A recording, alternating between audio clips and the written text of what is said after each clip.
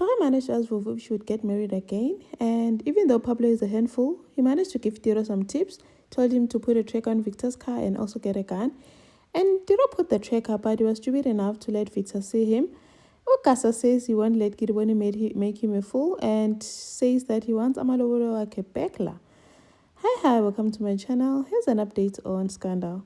Chloe managed to step out after a very long time to meet up with Vuvu and managed to ask her if she would get married again because Vuvu was going on about how everything is going well between her and Victor.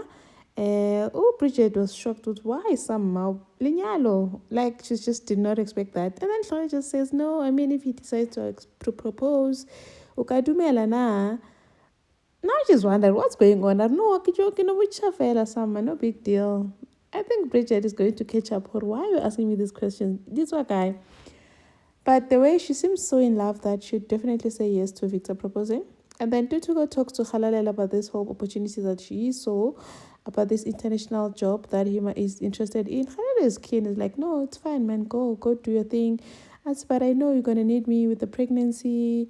I said, no, don't worry, I'm not going to support me. I've got my dad, I've got Bridget, I've got Umadlomo. All the shots you going I mean, wow, my angel, Namikon.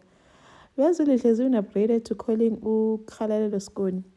Now, Ulihle is also fantasizing that I once to get this job, you can also go and work there and study there maybe. And I can't got into now Tiro is worried about Pablo, saying so Pablo is a junkie. He tells his mom, because I don't think I can trust this guy. Like there's no predicting what he'll do. Mama Harry, what's him ability. So now after he does the job, you need to silence him because he's a loose end. Tiro's like, but the reason I'm getting a hitman is that I don't get my hands dirty. Mama Harry, Tiro, you have to do this, go tap.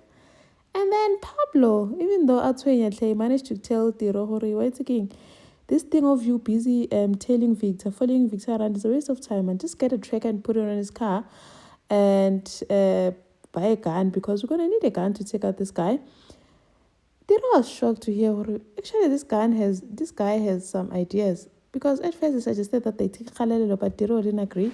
Are you now a softie after killing that girl, referring to that girl he strangled in the car? And then he goes out to get the gun, only to come back to find Pablo with some girls in the apartment. Pablo is having his own party, all excited, telling the girls they must shout, Tiro, we want a party. Kanjan is telling them Tiro's name, and Tiro is a wanted man. Tiro was furious at how dare you bring these girls here, you know I'm a wanted man, why would you tell them my name? Pablo was like, don't worry, man, but they won't even remember. And then tells him to take them out of there. But Pablo decides, no, we're taking the party to my room. He was even willing to give one girl to Tiro. Tiro was like, I don't want either of them.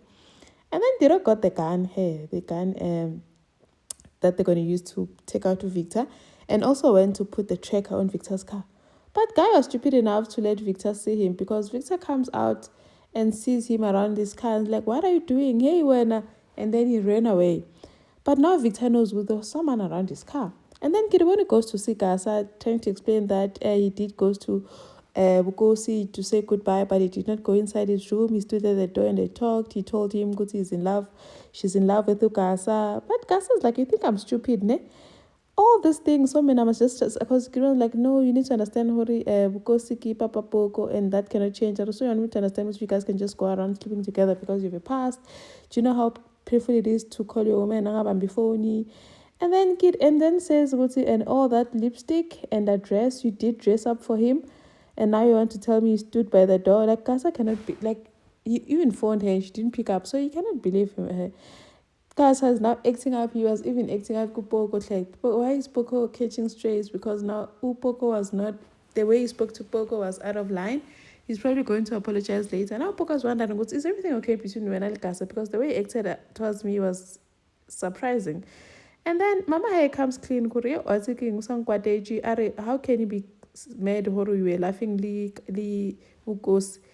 I don't know. He saw us coming out of level apartment in high. You went to Chawaka's apartment. Also, you could just see Poco is judging his mom. How could you do that? What happened? Maya tries to explain, no, nothing happened, but hey, you can see Poco is judging him. And it doesn't end there. Gasa now wants his money for Lowell. He wants all of it back. They probably already used it. And then on to go no. The waitresses and the waiter at the Ed Level Cafe, they also want to go to this seminar, international job, what. And they were calling to go. They asked for a day off.